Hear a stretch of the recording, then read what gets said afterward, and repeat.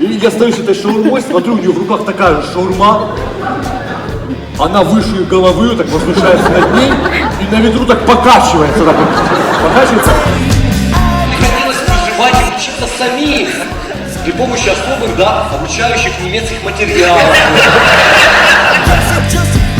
А вы замечали, что люди, когда едут в метро по эскалатору, все на друг друга смотрят?